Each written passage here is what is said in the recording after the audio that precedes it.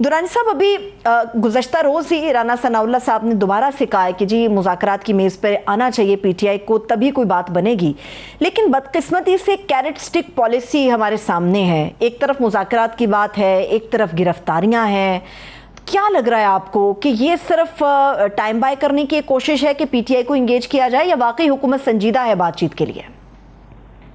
बिस्मिल्लाहिर्रहमानिर्रहीम। देखिए, हुकूमत की संजीदगी तो मुझे कहीं नजर नहीं आती, क्योंकि इन्हें पीटीआई का पता है कि पीटीआई एक फर्द का नाम है जिसका नाम इमरान खान है, और अगर इन्होंने वाकई बातचीत करनी है तो इन्हें इमरान खान से बात करनी चाहिए। ये पार्टी को दावत देते हैं, पार्टी से दावत लेते हैं, मतलब यह है कि सीरियस नहीं।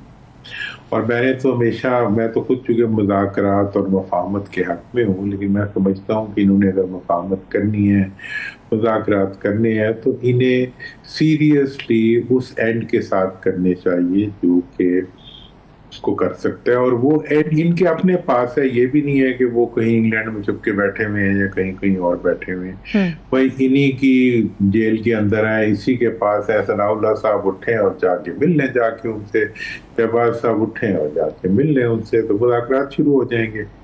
अब ये है कि ये अगर मुज़ाकरात का ये मतलब है कि जी आओ यहाँ पे सजदा सहव करो और फिर यहाँ पे आके बैठो या किसी को भेजो फिर जिसको तुम्हारे से मिलने ना दे, तो ये चीज़ें प्रैक्टिकल नहीं है। मैंने तो इस पे बहुत ज़्यादा गौर भी किया है और मैं कोशिश हर वक्त करता रहता हूँ कि कोई रास्ता बन सके, लेकिन मुझे नहीं लगता कि हुकूमत के अंदर इतनी जुर्रत और इतनी इखलाकी उनके पास स्ट्रेंथ। अच्छा दुरानी साहब, मजबूर कौन है?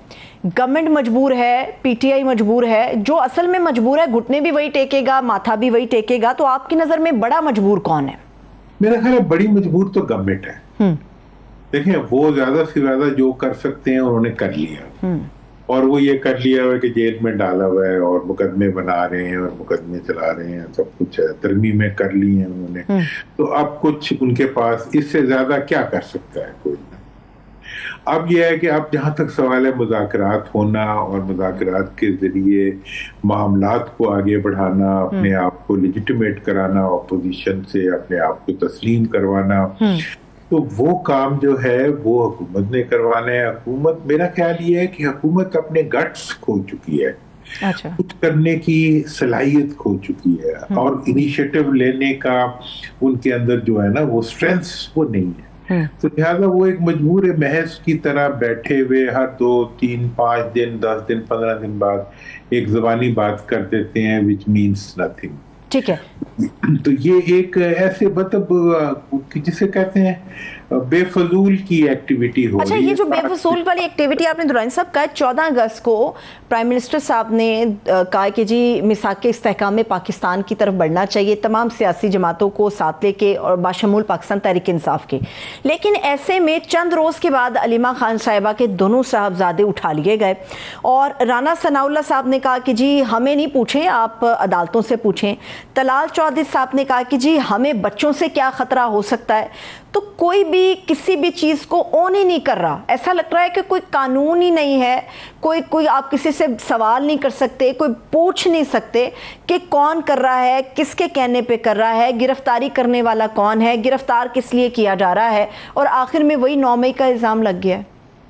देखें, ये हुकूमत जैसे शहबाज साहब है, प्राइम मिनिस्टर साहब की तकरीर जो है ना, उसका कोई ताल्लुक नहीं है हकायक के साथ।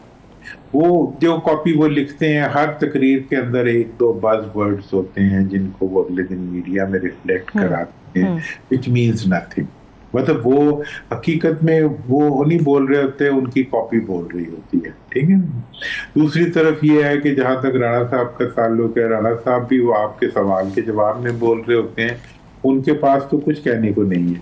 लिहाजा इस सारी, अब जैसे उन्होंने वो वाकया हुआ बेटों को उठाने का, उनसे आप लोगों ने पूछा तो उन्होंने कहा जी कि मैंने डीपीओ से पूछा है, उन्होंने कहा हमने नहीं उठाया। अब इसके पीछे अगर इसको कोई कॉन्स्पिरेसी थ्योरी पहनाए तो वो तो ये हो सकती है कि वो ये कहना चाह रहे हैं कि भी इन्हें किसी और ने उठाया, तो ये एक एक्विजिशन बन जाती है।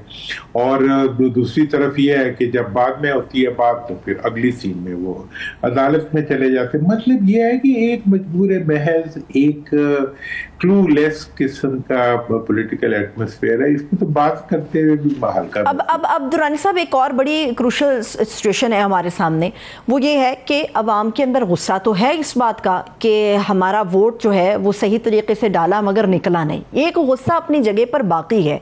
अभी बाई इलेक्शन का प्रोसेस शुरू होने वाला है और बाई इलेक्शन में एक तरफ तो पीपल्स पार्टी ये कहती है कि जी हम इस सिस्टम के जो है ना वो बेनिफिशियरी नहीं है, हम कोई इत्तेहादी नहीं है इनके। अब बाई इलेक्शन में भी दोनों ने इत्तेहाद एक दूसरे के साथ कर लिया है। पीटीआई का तो फैसला ही नहीं अभी हुआ ना कि उन्होंने आना है या नहीं आना, मगर यहां पर इत्तेहाद हो गया है। मुस्तकबिल में पीपल्स पार्टी खुद को प्राइम मिनिस्टरशिप के लिए देखती है, तो ये चीज पीपल्स पार्टी को कितना नुकसान पहुंचाएगी जो वो अभी हाल ही में कर रहे हैं सब कुछ? देखिए, मैं आपको बता दूं कि जहां तक पीपल्स पार्टी और नून का ताल्लुक है, अब जैसे ये बाय इलेक्शन शुरू होने से पहले ही वो इलेक्शन आ चुके।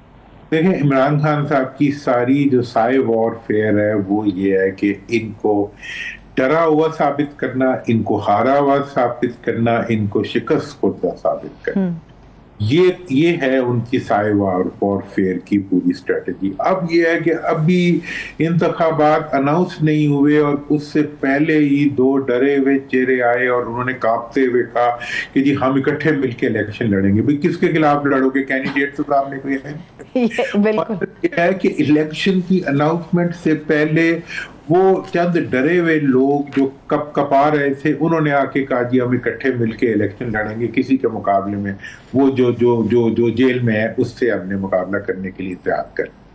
तो ऐसी शिकस्त खुर्दा ज़हनियत के साथ क्या इलेक्शन लड़ेंगे ये?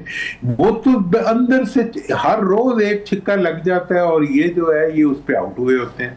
तो इनके लिए तो मैं इसीलिए आपने जो पूछा कि किसके घुटने टिके हुए हैं किस, मतलब ये तो अपने कदमों पे खड़े भी नहीं हो पा रहे। इन्होंने तो मतलब अपने आप को एक शेयर एम्बैरेसमेंट बना लिया और इनका एक जितना ये एक दूसरे को करीब से जोर से एक दूसरे को वो डालेंगे, मतलब गले मिलेंगे, उतना ही ये अपने एक दूसरे को कमजोर करेंगे, क्योंकि इनकी स्ट्रेंथ एक दूसरे की मुखालफत में है। सियासत किसी की मुखालफत में होती है, किसी की सियासत नहीं होती कि जी जनाब मैं जनाब की खिदमत करूंगा, ये कोई सियासत नहीं। ये जो डर है, इस डर ने दोनों बड़ी सियासी जमातों को आपके मुताबिक दोबारा से एक इत्तेहाद के अंदर ले आए हैं। लेकिन अभी दुरानी साहब माशाल्लाह से आप इतने ज़ीरक सियासतदान हैं, आप बारीकियों को बड़ी अच्छे से समझते हैं। राना सनाउल्लाह साहब ने नए सूबों के ऊपर कहा कि जी जब मीडिया को खबर नहीं मिलती तो नए सूबों का शोशा छोड़ देते हैं। हमारा तो यही मानना है कि धुआं वहीं से उठता है जहां पर चिंगारी कहीं ना कहीं कोई लगी होती है। नए सूबों के मामले में क्या गवर्नमेंट इतनी पावर के अंदर है कि खुद ही अपनी मनचाहा कर जाएगी या यहां पर इनको असल में सही ऑपोजिशन से टाकरा हो जाएगा? देखें जी, सूबों के अंदर मैं आपको बता दूं बड़ी साफ बात, मैं हूं इन सूबों के कॉन्सेप्ट का बेसिक आर्किटेक्ट। 2008 में मैंने ही सूबों की फर्स्ट टाइम पाकिस्तान में कैंपेन शुरू की थी और मैंने ही सूबाई असेंबली से इनके नाक रगड़वा के पीपल्स पार्टी और नून के इनसे यूनानिमस रेजोल्यूशन कराया था बावलपुर और जनूबी पंजाब सूबे के आप। उस वक्त की जो रुकावट थी वो तो एस्टैब्लिशमेंट उस वक्त इस कॉन्सेप्ट को बाय नहीं कर रही थी। आज अगर एस्टैब्लिशमेंट ने इस कॉन्सेप्ट को ना रोका तो ये आपको बता दूं कि पूरे मुल्क के अंदर नहीं बल्कि जनूबी पंजाब के अंदर तो पूरे का पूरा जनूबी पंजाब आके सूबों के हक में सड़क पे खड़ा हो जाएगा और ये वहां से गुजर भी नहीं सकेंगे। वो एक और इमरान खान बन जाएंगे सूबे इनके लिए जिनका ये कुछ नहीं बिगाड़ सकेंगे। लिहाजा ये जो प्रोजेक्ट है, ये जो सूबों की बातचीत है, खबर नहीं है तो सूबे हैं, खबर तो ये है कि अवाम खुश नहीं है, खबर तो ये है कि अवाम को कोई प्रोटेक्शन नहीं है, खबर तो ये है कि अवाम को अच्छी गवर्नेंस आप दे नहीं पा रहे, खबर तो यह है कि अवाम को अपना मुस्तकबिल नजर नहीं आ रहा, उनकी मईशत को आप तबाह करें, ये सारी खबरें हैं।